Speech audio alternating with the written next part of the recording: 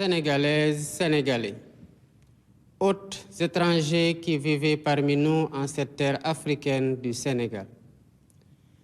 Ce dernier soir de l'année est, comme à l'accoutumée, un moment propice pour une introspection individuelle et collective. Un moment pour se souvenir, mais aussi et surtout pour se projeter vers un futur serein à construire par un effort collectif inédit. Je formule pour vous mes vœux les plus ardents de paix, de santé et de prospérité. Puissent les mois à venir être un temps d'accomplissement pour chacun, pour vos familles et pour le Sénégal tout entier. Mes pensées vont d'abord à celles et ceux qui nous ont quittés cette année. Je prie pour leur repos éternel et présente mes condoléances émues à leurs familles. J'adresse également un message de courage à tous ceux qui affrontent la maladie, les rigueurs carcérales ou l'adversité du quotidien. Le Sénégal ne détournera jamais son regard de vos peines.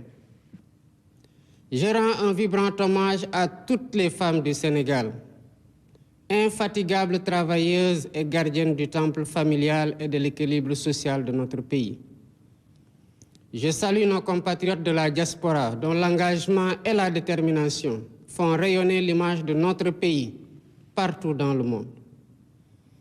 Je tiens à vous exprimer la reconnaissance de la nation. Je rends aussi un hommage appuyé à nos forces de défense et de sécurité. Votre discipline, votre professionnalisme et votre courage garantissent notre souveraineté et contribuent significativement à la paix et à la sécurité dans le monde.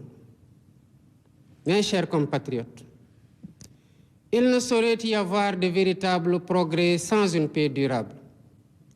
C'est pourquoi l'une de mes priorités reste la paix définitive en Casamance.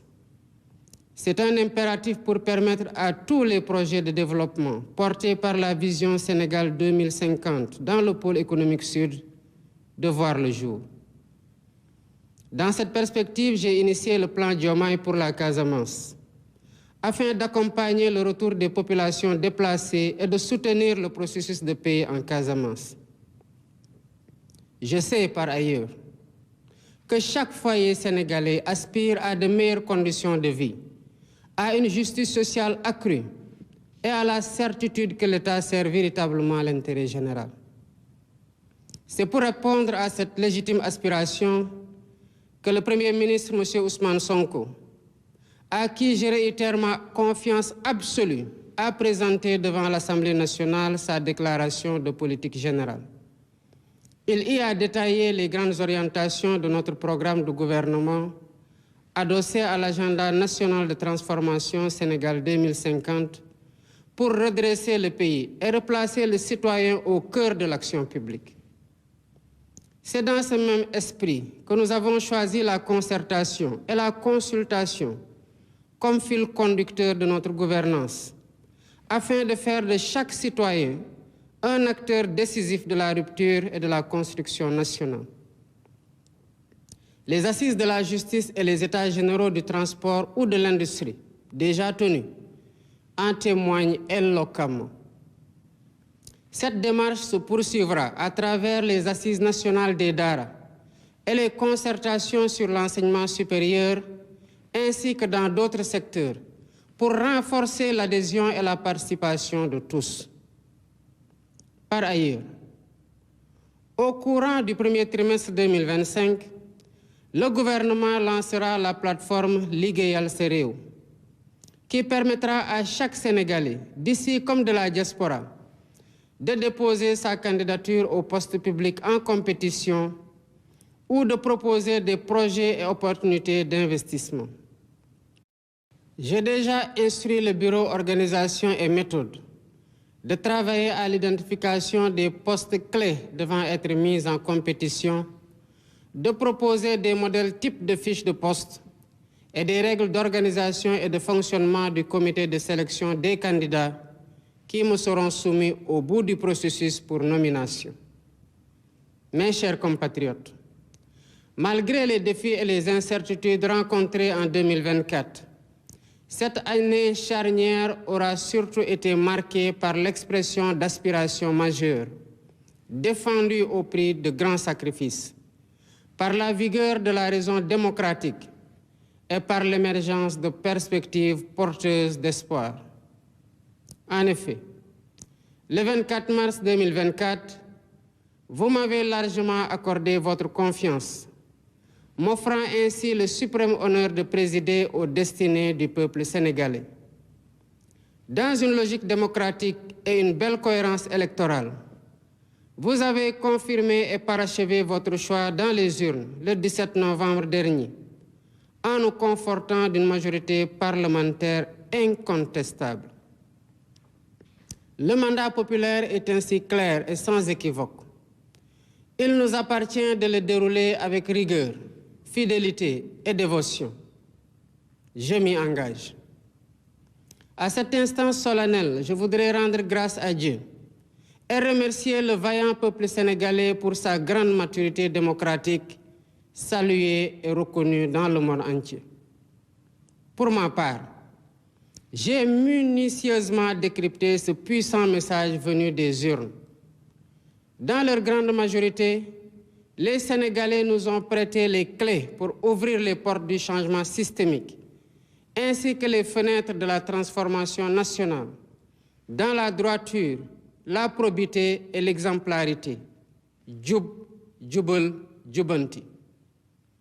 C'est dans cette logique que j'ai pris un nouveau décret organisant le comité d'orientation stratégique du pétrole et du gaz, COS-Pétrogaz, pour y donner plus de place à l'opposition, à la société civile, aux syndicats et à l'Ordre national des experts.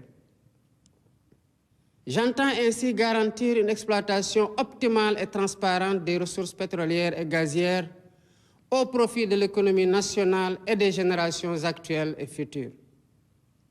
Toutefois, force est de reconnaître qu'aucun changement, aucune rupture n'est possible dans un environnement de corruption endémique.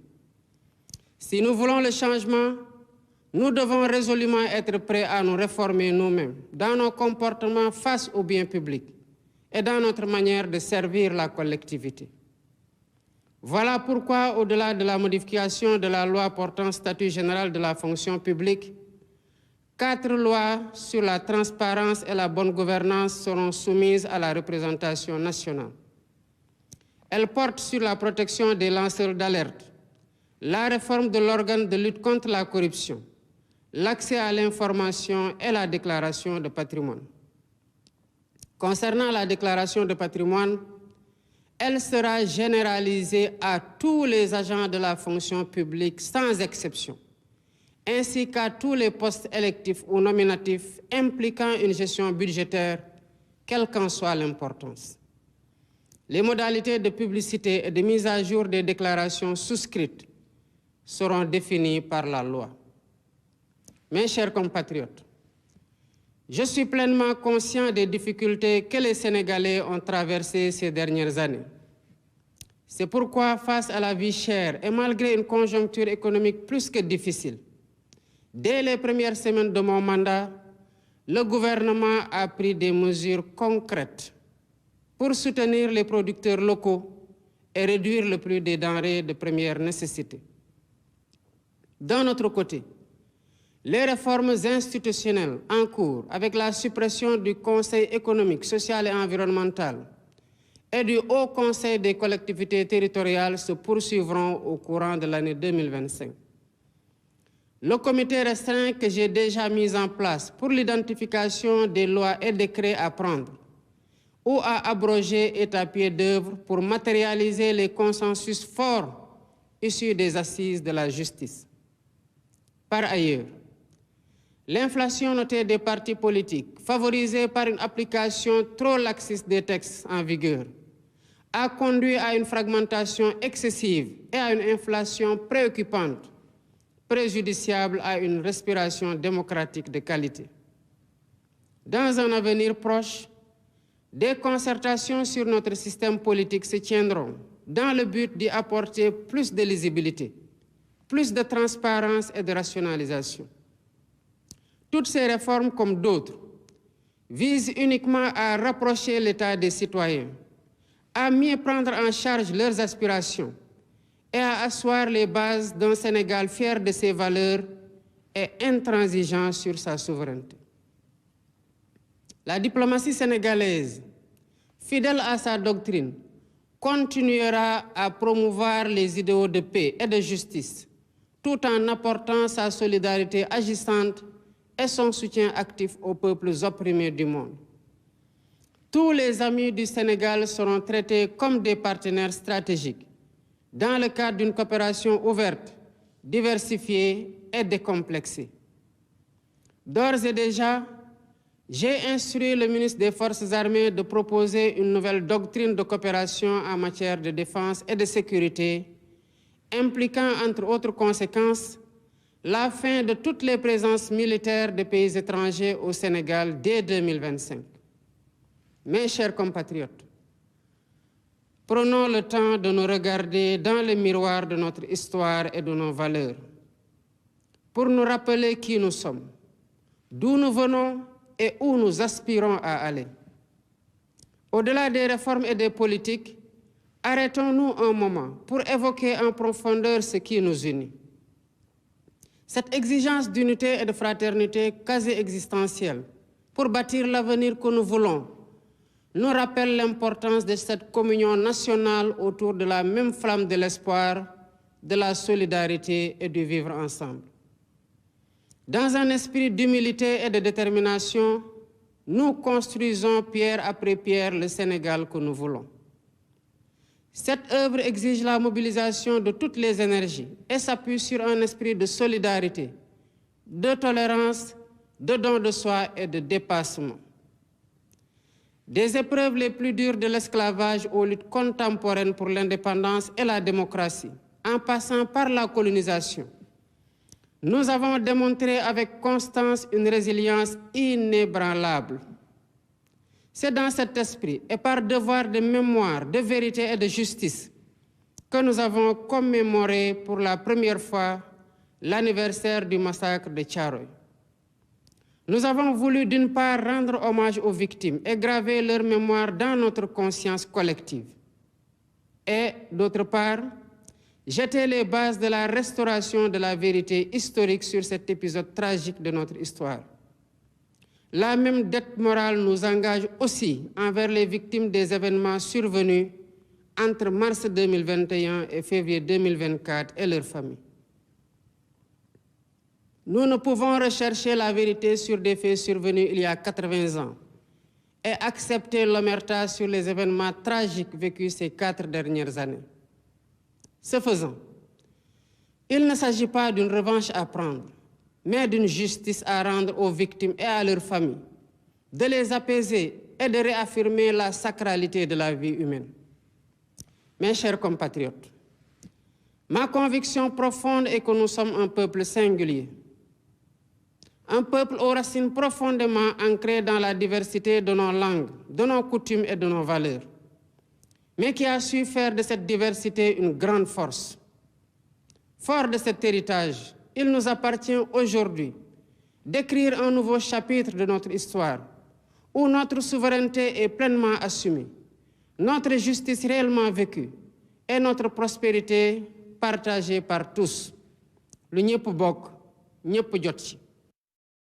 Pour cela, nous devons plus que jamais nous rappeler qui nous sommes et nous revêtir du manteau majestueux hérité de nos devanciers, fait de valeurs précieuses que nous avons pris l'engagement de remettre au cœur de notre projet de société et de promouvoir. En ma qualité de gardien des institutions et garant de l'unité nationale, tout en encourageant l'expression libre, constructive et plurielle des idées, je resterai vigilant et intransigeant face à toutes les menaces sur la paix, la stabilité et notre bien commun. Au demeurant, je garde à l'esprit que nous devons conjuguer fermeté sur les principes et ouverture d'esprit pour préserver l'équilibre de notre démocratie et la cohésion de notre pays. Mes chers compatriotes, Grande est ma préoccupation quant à la montée du communautarisme et des discours de haine qui se propagent parfois dans les médias traditionnels et très souvent dans les réseaux sociaux. Ces dérives nourrissent la division et fragilisent le socle commun que nous avons patiemment édifié. La cohésion sociale et la stabilité qui sont la même de notre nation. Nous devons tous prendre conscience que le Sénégal souverain, juste et prospère que nous travaillons à matérialiser pour le bien de tous, ne verra le jour que dans l'unité. Conscients de ce que nous sommes un peuple en compétition avec les autres, entretenons le culte du travail bien fait et de l'excellence, afin de prouver au monde, par des réalisations concrètes, que le Sénégal a les ressources humaines de qualité pour accomplir de grandes choses. À notre jeunesse, ardente et créative, je vous encourage à développer vos talents, à innover et à vous ouvrir au monde en restant ancrés dans nos valeurs. Votre énergie et votre détermination sont les véritables moteurs de notre pays. Le gouvernement sera à votre écoute et à vos côtés pour vous soutenir et vous aider à vous réaliser, à être utile à vous-même, à vos familles et à votre pays. Ensemble, prouvons que le Sénégal est une terre de promesses et de possibles, et édifions un Sénégal uni, souverain, juste et prospère pour les générations actuelles et futures. Bonne et heureuse année 2025, que Dieu bénisse le Sénégal et l'Afrique.